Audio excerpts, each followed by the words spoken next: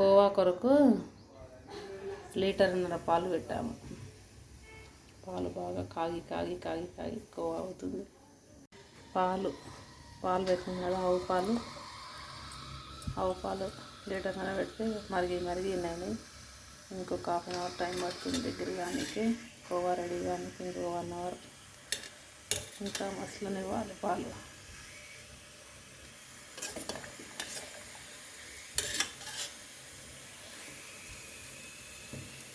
పాలు దగ్గరికి అవుతున్నాయి మసలినట్టు. ఇంకా కోవా అయ్యేంత వరకు ఇలాగే ½ గంట 1 అవర్ ఉంచాలి.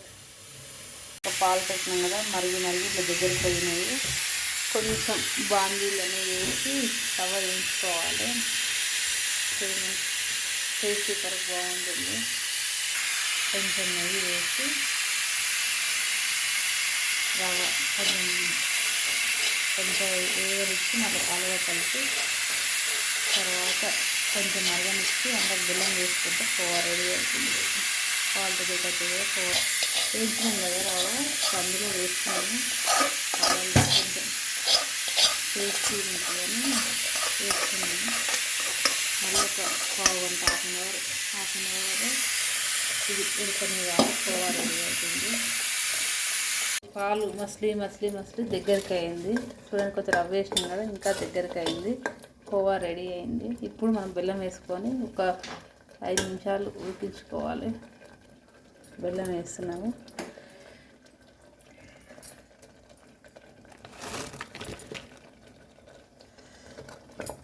బెల్లం కొంచెం కరిగితే కోవా రెడీ అయినట్టే.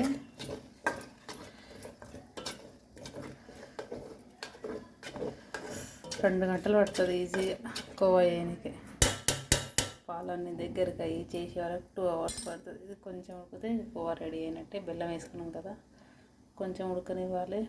ఒక 5-10 నిమిషాల తర్వాత స్టవ్ బంద్ చేసుకోవాలి. అంతే, కోవా రెడీ. ఎమ్మి స్వీట్ టేస్టీ కోవా మన ఇంట్లో రెడీ చేసుకున్నాం కదా, ready khoa.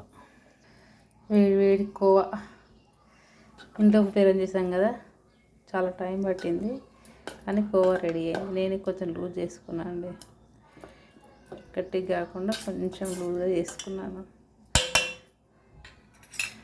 Khoa sweet khoa ready. వేడి కోవా రెడీ.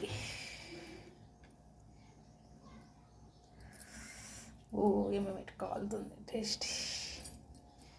చూడండి, వేడి కోవా.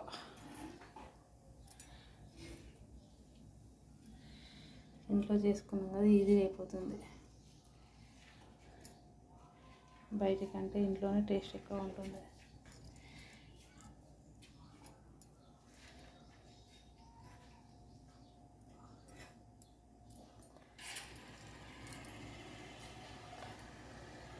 ఈ కోవాలో కొంచెం నెయ్యి, యాలకుల పొడి వేసుకోవాలి. కొంచెం రెండు యాలకులు వేసుకోవాలి.